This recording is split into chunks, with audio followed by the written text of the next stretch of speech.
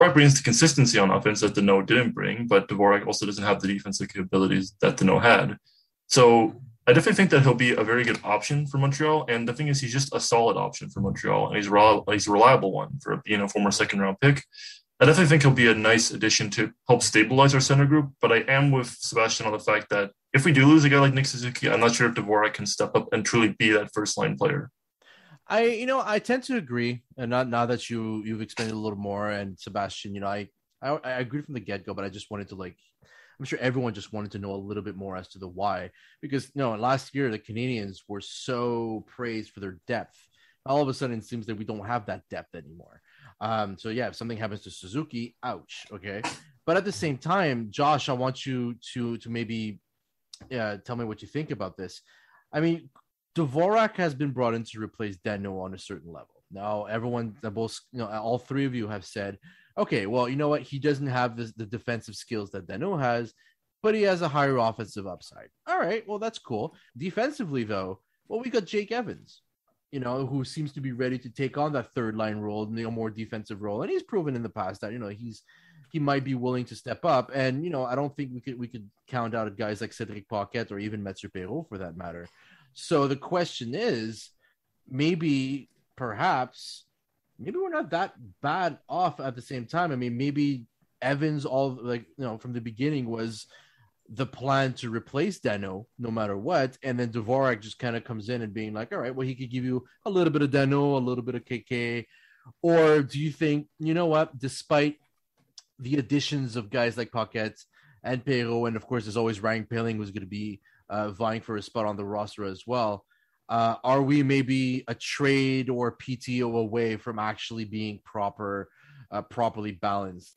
I think the important thing to remember when looking at this, everyone's going to compare what Kotkaniemi does in Carolina with what he did in Montreal and how this trade, Jake Evans and Montreal's center core as a whole lines up, but you can't really do that because, as we pointed out last week, Montreal's prospects have been brought up horribly, including Kotkaniemi. So he's going to be in, I think, a much better place in Carolina to realize his potential than Montreal throwing him into a second line center role. So we can't really compare them, but I think Jake Evans is going to be great defensively. I think we've got arguably one of the best goalie tandems in the league with Price and Allen. We still have a really solid top four without Shea Weber, and it's really good structurally, and we've got some good young talent coming up defensively. It's not going to be a problem of keeping the puck out of it so much as putting the puck into theirs. And that's where I think Dvorak's going to help a lot more than Danault or Kanyemi or both of them could do. Yeah, because I think what we're going to be forgetting very, very quickly is that as good as Phil Danault is defensively, offensively, he was a product of having great wingers with him. He's going to do really good this year in LA. I have no doubt that he'll probably pull off another 50 points, out of his bag, out of nowhere and everything. But then, the youngsters are going to come out. Quentin Byfield's going to come out. Gabriel Villardi's going to come up. And the next thing you know, his ice time is going to go down. And then the team is going to realize, oh, we're stuck with him for the next 9,000 years. Sebastian, Jesperi Kotkaniemi's contract was a big topic of discussion all week. And even Marc Bergevin himself, and I'm going to play this clip again one more time. Bergevin said that Kotkaniemi is overpaid. Avec cette offre hostile, pour moi, c'est la démesure à 6,1 pour un an, où ce qu'il en est au stage de sa carrière. So we heard it. We heard it from the horse's mouth. Marc Bergevin said that Jesperi Kotkaniemi is not worth $6.1 million. And I think everyone can agree on that. Now, my question to you, however, is how is that going to impact negotiations with, let's say, Nick Suzuki next offseason? Because there's no way that we're going to be able to give him one of those $2.5-3 million bridge deals after this kind of RFA offer. Am I right? I don't think that this offer sheet changes anything from Montreal's stance in terms of negotiations with young players.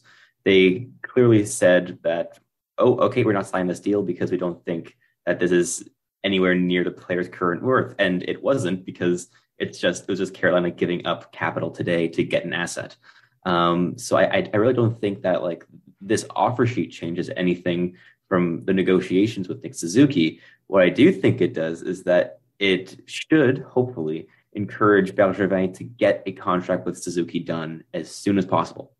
I wouldn't even wait for the start of this season, because you never know how much Suzuki's going to break out. He could easily be a point of game player, in my opinion. I would try to lock him up for 8 years right now, give him $7.58 million a year and call it a day. I think that with an offer sheet actually succeeding on a very talented young player in Kotkaniemi, that you might see some teams actually be a bit more interested in at least contemplating like offering an offer sheet to an RFA, because it worked for Carolina. It might backfire, but they got what they wanted, whether it was for revenge or not. They got a player that they at least kind of want, right? Like revenge is definitely part of it, but like they didn't offer sheet like, I don't know who else is there, like some random RFA for $6 million when they could have, right? But they didn't offer sheet Ryan Poehling Justin for $5 million a year beforehand, or Justin Penner, right? Yeah. So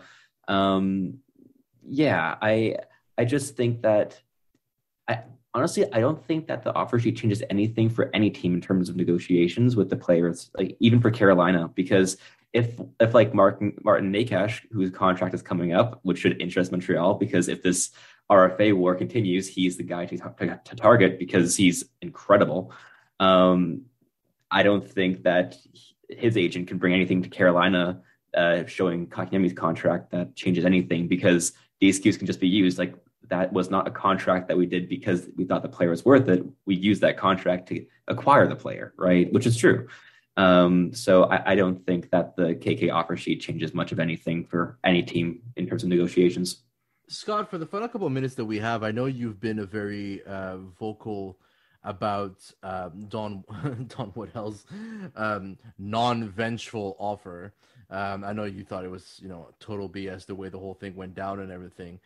But now the question mentioned that you actually just blurted out Dustin Penner. Penner is the last player in which an RFA offer has been made in which a team decided not to match. Do you think, like Sebastian kind of opened the door for this as well. Do you really think that maybe in the future we're going to see more RFA offers, especially with the caps starting, the salary cap that's starting to get a little tighter, left, right, and center. Players are getting paid a lot more than they should. And that being said, why didn't we make an offer to a guy like Elias Peterson instead? I think there's definitely a sort of emphasis in the NHL nowadays with offer sheets. There's a lot of complications that come into when you try to sign an offer sheet, and there's a lot of complications that arise between the two teams when you try to sign a player to one. The thing that happened with Dustin Penner with the Anaheim Ducks is that the Ducks just didn't feel like he was worth what Edmonton was offering him, and the same thing applies to Kotkaniemi. Oh man, it actually almost ended in a barn fight. Remember? Mm-hmm. Brian Burke actually challenged Kevin Lowe to a barn fight because of this whole debacle. Yeah, and the thing is, most of the big offer sheets that a lot of people have forgotten about because they were matched resulted in a lot of controversy. For most people don't even know Shea Weber signed an offer sheet with the Philadelphia Flyers, which that's right. And now if Weber retires, they'll have to pay cap recapture on that contract that they signed. Mm-hmm. So they signed a $1.9 million offer sheet with Philly, which also he got in trouble with Vancouver. And there's just been a history of offer sheets of them being matched, and then a lot of controversy resulting from them being matched with the player originally wanting to go to a different team. Like when, for example, the last offer sheet that Montreal tried to sign Sebastian Aho to, when they mentioned he wants to come to this team in Carolina after they matched the offer, sent out a bunch of stuff clarifying that he explicitly did not want to come to Montreal. So I feel like while the NHL should make a push, and I think it'd be interesting for them to make a push toward more offer sheets, there's just too many complications that arise between the team and the player and the commitment that that player has to that specific team to make them seem viable for the future, in my opinion. I still think they'll remain in the same sphere they were when Dustin Penner signed his offer sheet as they are nowadays when Jesperi Kotkaniemi signed his offer sheet. Yeah, absolutely. So I guess I guess we'll just have to wait and see. Again, we're leaving more questions than answers open, but we're going to see what the new number 28 for the Montreal Canadiens will bring us next season. Hopefully, it'll be positive. And I guess Sebastian, I hope you're not jinxing this, but I hope nobody gets injured because according to you, we're one injury away from Well, you never know. Maybe we'll draft Shane Wright. To be continued. Or to be let into. Oh, to be let into. And now it's time to dust off our hats, put on our feathers, shine our shoes, grab your promenade, turn to the right, do a little square dance, get that honky-tonk piano ready in tune. It's time for Joshua Rosa with On This Day in Habs History. On this day in Habs history. On this day, September 9th, the year of our Lord, 1982, the Montreal Canadiens traded away Doug Jarvis, Craig Laughlin, Brian Engblom, and Rod Langway for Ryan Walter and Rick Green. Walter was the second overall pick in 1978, and Green the first overall pick in 1996. However, Langway was the jewel in this trade's crown, playing 11 seasons with Washington, winning the Norris Trophy in the first 2 seasons after the trade, and becoming their captain as soon as the trade occurred. The Secretary of Defense, as he was called, and the only NHL player born in Taiwan, was inducted into the Hockey Hall of Fame in 2002. Exactly 36 years later, in 2018, Bergevin evened the score with a great trade of his own, sending captain Max Pacioretty to the fledgling Vegas Golden Knights for Thomas Tatar, prospect Nick Suzuki, second-round pick. As a Golden Knight, Pacioretty has hovered around a point per game, but Suzuki looks to be a future one center. The second-round pick was used to select Samuel Fagemo. However, he was picked by the LA Kings and not Montreal. Montreal traded that pick for LA's second-round and third-round pick that year. The second-round pick later became Matthias Norlinder. On September 10th, the year of our Lord 1943, the Montreal Canadiens traded away Ted Kennedy to the Toronto Maple Leafs. Ted Kennedy is a Hall of Famer and named one of the top 100 players of all time by NHL.com. The return Montreal got for Kennedy? Well, astute listeners may recognize this name for the first installment on this day, Frank Eddles. Eddles was involved with 2 trades with the Montreal Canadiens, both seeing future Hall of Famers Ted Kennedy and Buddy O'Connor leaving Montreal for little in return. And Patrick, this one's for you. Exactly 24 years ago, the Hockey Hall of Fame waived the 3-year wait period to induct Mario Lemieux into its hallowed halls.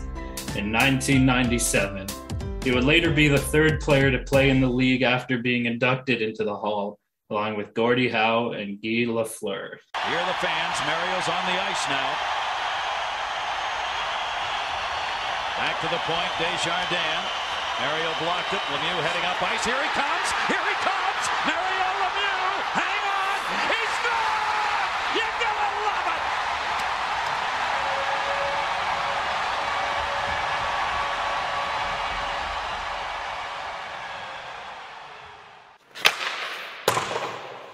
Unbelievable. Thank you for that little shout out, Josh. Hearing anything about Mario Le Magnifique?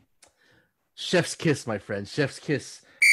And now at this time, we're going to send it over to Scott Cowan and Sebastian High with the Prospect Hero.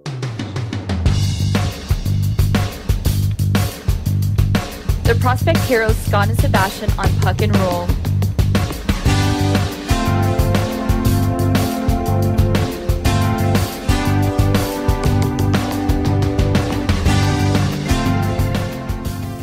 Sebastian, let's talk a little bit about the juniors. And now, we're starting to get a nice, interesting list for the 2022 draft. Now, there's been a lot of talk that it's going to be a very deep draft, but there's a couple of players that, we're going to talk about today. And let's start with what apparently is going to be, no matter what, unless some absolute natural disaster happens and a meteor strikes him, Shane Wright of the Kingston Frontenacs will be going number 1 overall. Guys, what do you think? How about that Shane Wright, eh? He's definitely for sure. How about that, Shane Wright? He's somebody that this is a player that I definitely just want to get the ball rolling on in terms of just talking about prospect talk. He's obviously been discussed a lot before by different publications and different scouts and all that kind of stuff. But in terms of just the general media coverage, Shane Wright is definitely a player that should be a big